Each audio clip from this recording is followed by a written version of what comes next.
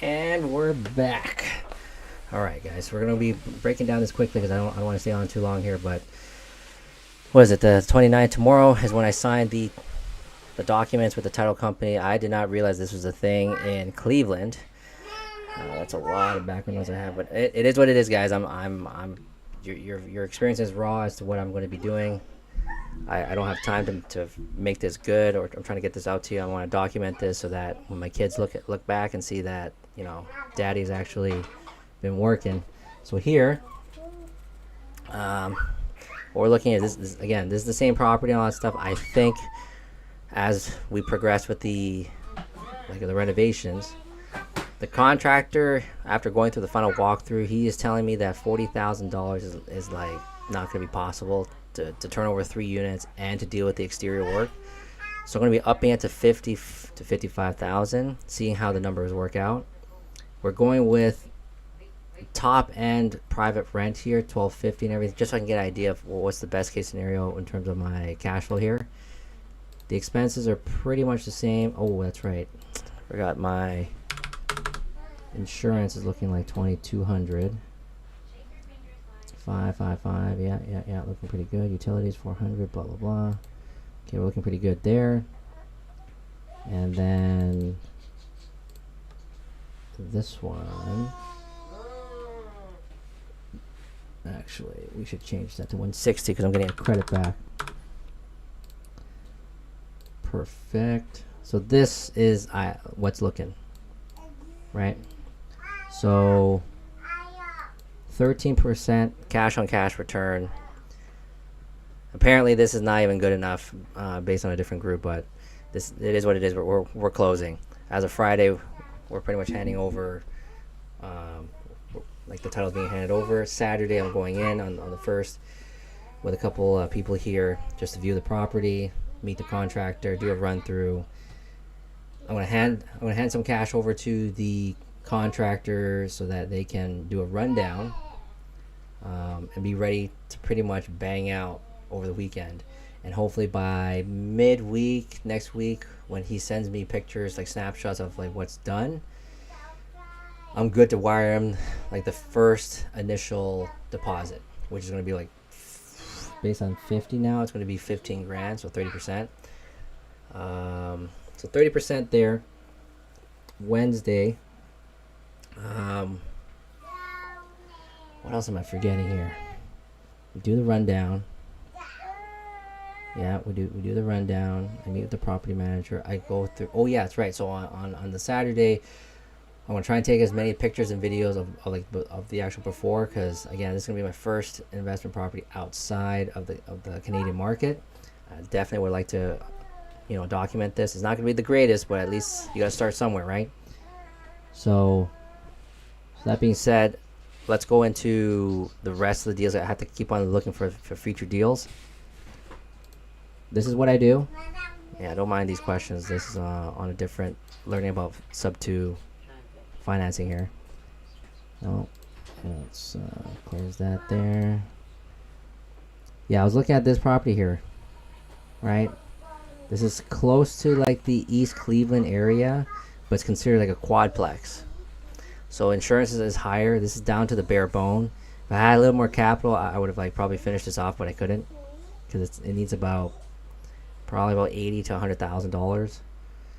So I'm gonna have to pass. I have this down. I have this down. So nothing new here. This one is $75,000, less than $50,000 a door. Hold on.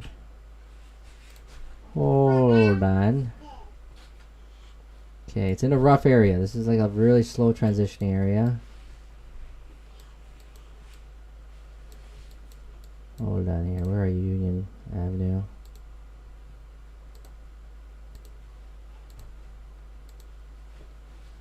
Okay. Yeah, it's kind of rough-ish. Okay, what's the problem here? We picked this up. Duplex with a potential 3rd unit. Guys, look at this. It looks like the toilet's been taken out. What's going on here? Let's what's going on with this?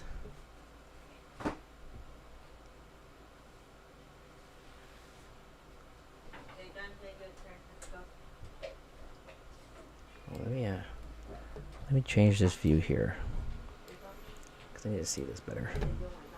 I need you guys to see this a little bit better. Yeah, this is better here. Okay. Hot water tank might look pretty old. This needs a lot of work. Yeah, this is gonna need a lot of work. But I like it. Going into the list.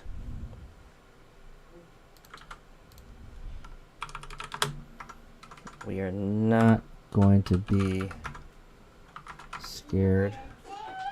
I think it's 5 bedrooms, 3 washrooms, which means 75,000. Yeah, don't mind the list. There's a lot of potential deals I'm looking through. 657. I make a note saying full rehab around the Buckeye Union Avenue area. Need this to be 40,000.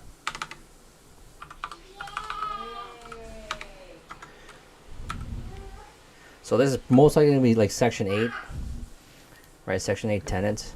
Okay.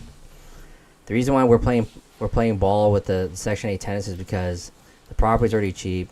We get to renovate it cheap. If we actually pull out the...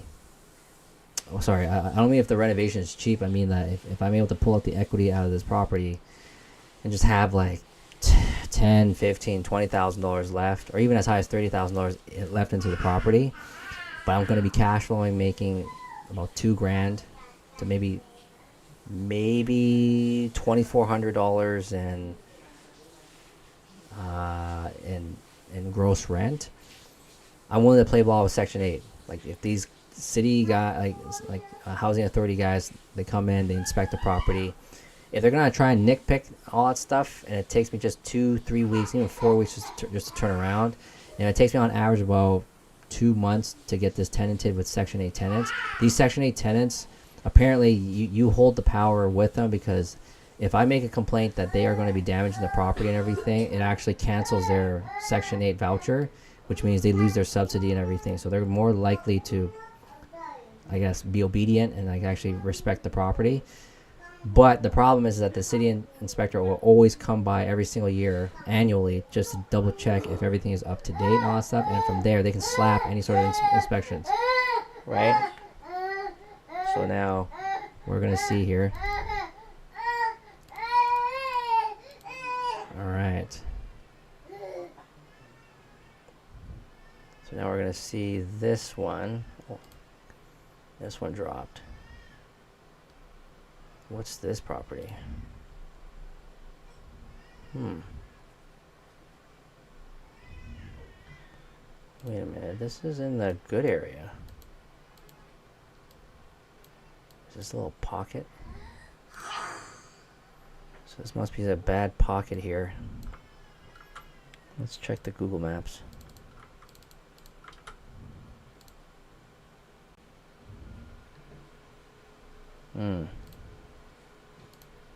Go here.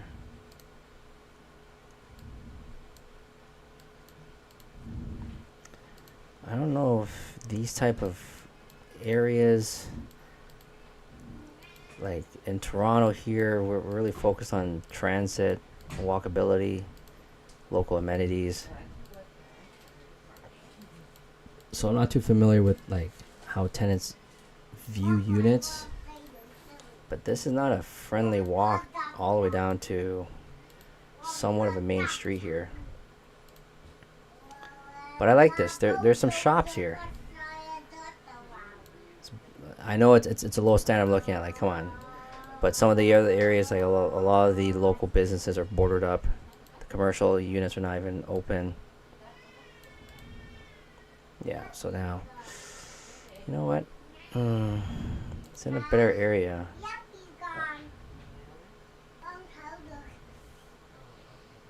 Okay, so let's put this in. I'm just gonna add this in.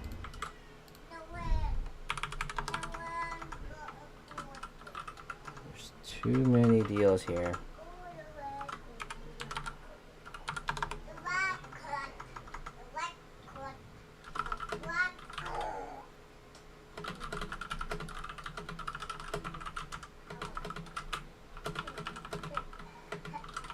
Okay, we're good.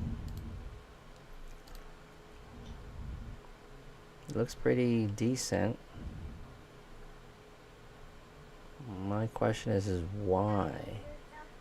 Why are they selling?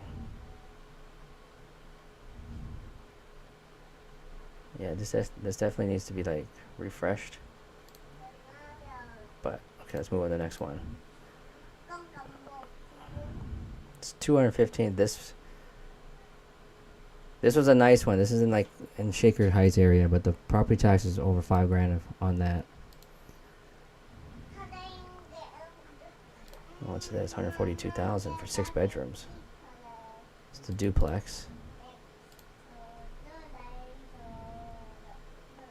Same area. Nope. I don't entertain that. It's 142,000. Like, we wanted under 50K per unit. This one looks like it's in East Cleveland. Yeah, it was. East Cleveland it is. Yeah, don't mind, guys. Don't mind. This is a quadplex in the better area.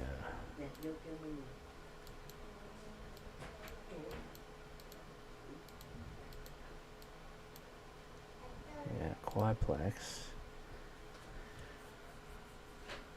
Quad and a heart, okay.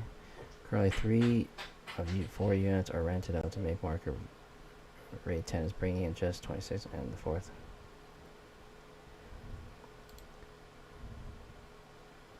Yeah, this person that's trying to list this, it cannot support these numbers. You cannot be collecting $2,600 currently and asking for $300,000. I know there's an extra unit in there that can bring it up to $3,500, which is another $900 unit. But even at $3,500, no one's going to pay you in this market retail price.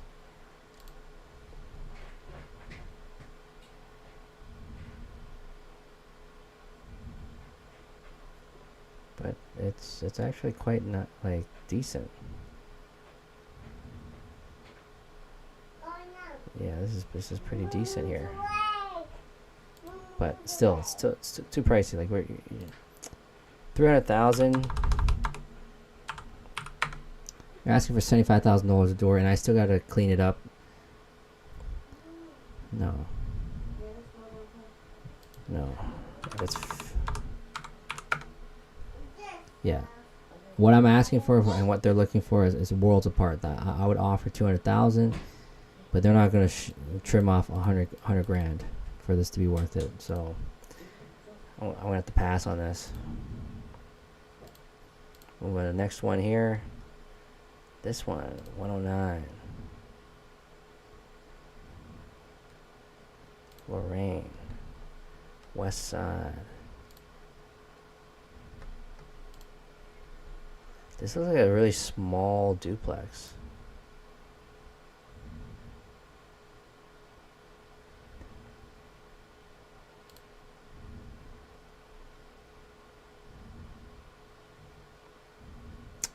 $2,217. No, I didn't add this here.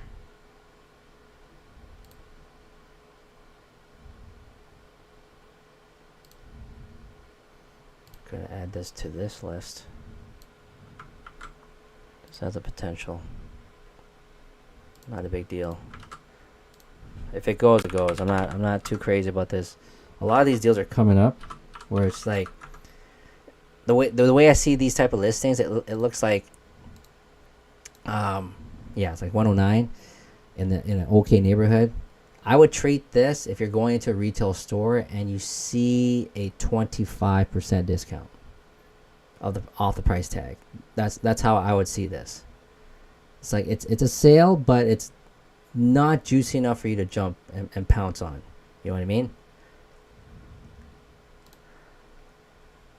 I think I have this one on as well. Also a duplex. Do I have this?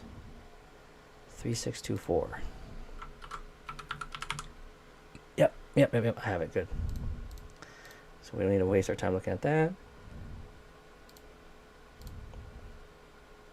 Oh. Like these homes, if they were in Toronto, these would go for like 3 million, 2 million, 2.5 million. Like these are monstrous of a friggin' home. Oh, East Cleveland. This type of style, I should have known. It's always in the East Cleveland side.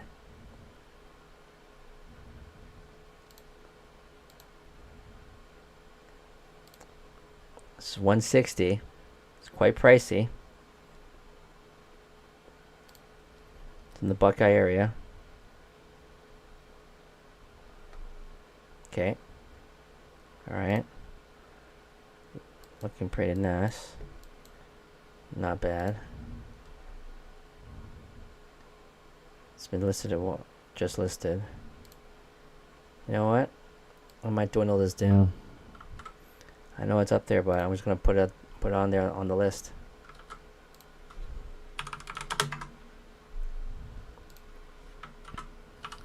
Duplex, okay. Okay.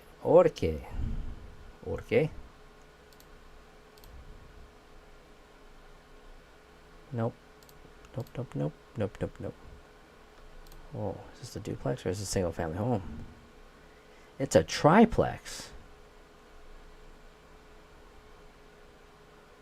In my area. I bought, like, my triplex here is not too far away from here, and this is more further north.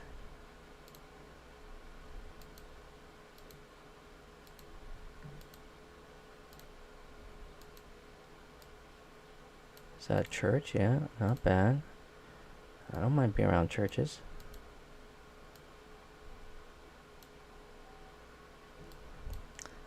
Is that a strip joint?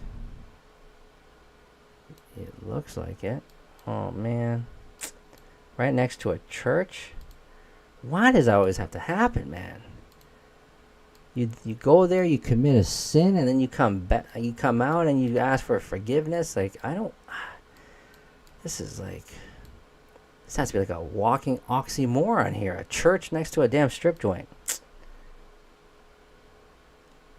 Okay. So what's the story here? What's going on with this triplex? Introducing a fantastic. This fully occupied triplex features 6 bedrooms and 3 bathrooms, making it ideal. It's perfect position to attract tenants. The property boasts a strong rental history. Wait, what did you sell this in the past? You picked it up for $27,500. You held on to this property for a long time. The property tax rate being $13.92. You know what? This one's a serious one. Yeah, it's been held. Look at that wallpaper. It has not been updated since 1995. Okay, this is a serious one, guys. We're going to put this down. I'm going to highlight it. Triplex to, I think it was 6 bedrooms, 3 washrooms, with 3 units here. What did I say? $13.97 as being the 124. Let me just double check the numbers here. 124,900. $13.92. Okay. Yeah, don't mind these. Original owner since 1995. Full rehab. And is close to the main road. And close to Denison Avenue.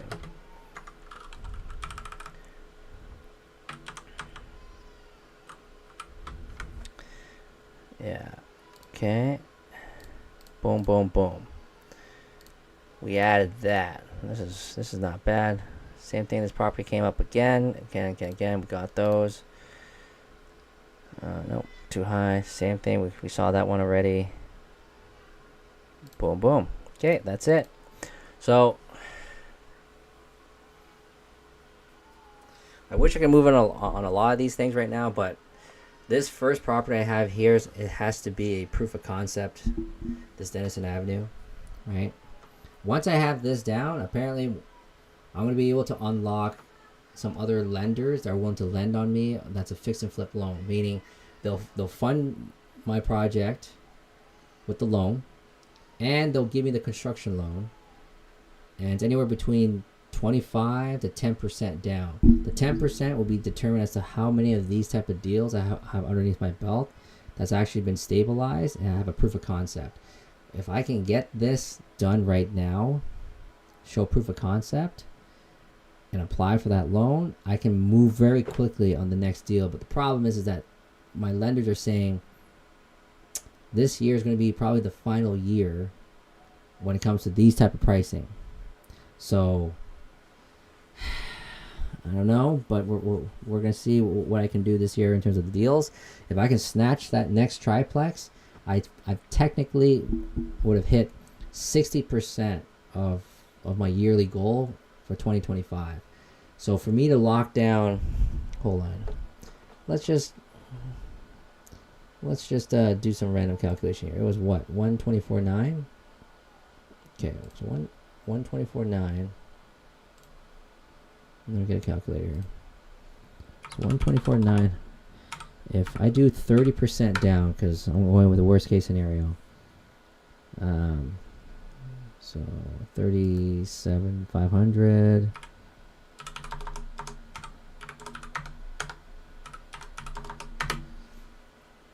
Ah, man.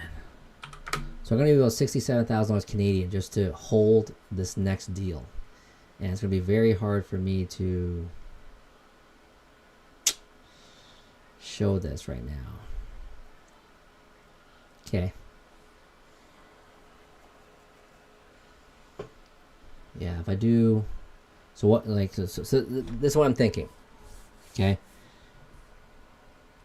This current property, February 1st, the contractor is going to go in and start his work. He's saying he needs 4 weeks to actually turn this thing over, all 3 units. So that means by March 1st, the property manager can go in, take pictures, start advertising it, and probably get at least, I'm going to give it an entire month of March, right? The entire month of March, they move in. They move in starting April 1st, right? April 1st comes around. I'm thinking that I need to close on the second property. I'm going to give myself a little bit of time, probably end of April. But from my contractor's perspective, he is going to be 2 months waiting for work, and that's the bad gap for him. I might be able to close at the end of April, but he may not even be ready to take on my project even later, because now we're going to the spring, summer, and he's going to be pretty busy. So this is going to be the tricky part. 67,000, and I need probably another 50K. So 45 plus 50K.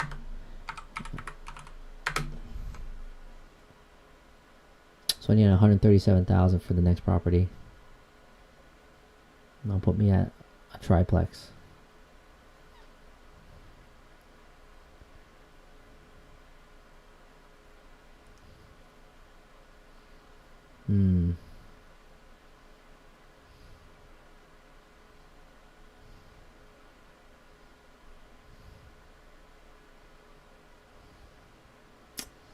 If I knew how to do the creative financing and the paperwork, I would have offered the seller their money with a longer term, take over their mortgage, and then and be able to sit on it. Well, anyways, this is my session in terms of, going at it, just hustling and grinding here. Lots is still happening. So, yeah, if you want to stick around, just see how I progress. Obviously, just based on how I'm recording and the video quality and all that stuff, it's just you guys are catching me raw in the very beginning. If you guys are out there thinking, how are you going to do it? If in terms of making a living, carving out something for yourself or for your family, I'm going to be living proof. And if you guys are living in the U.S. watching this, it's going to be easier for you guys to do what I'm doing, because I'm doing it up here in the GTA. So if you guys are still trying to find an excuse and you wake up looking for an excuse as to why you cannot do what I'm doing, then stay tuned with me so I can change your mind, because I'm not going to stop. I have a family. I have 2 kids. I take care, we own our own home. My carrying cost on my home is over $6,000 a month, every single month, and I work full time. And I'm trying to, I technically have a health condition. I have to rehab my bad knee and my bad ankle. If I don't, my whole back gets thrown and everything. So for any one of you guys out there who think that you cannot do it, just look at me and say, if I can do it, anyone can do it. It just takes that belief that you can do it.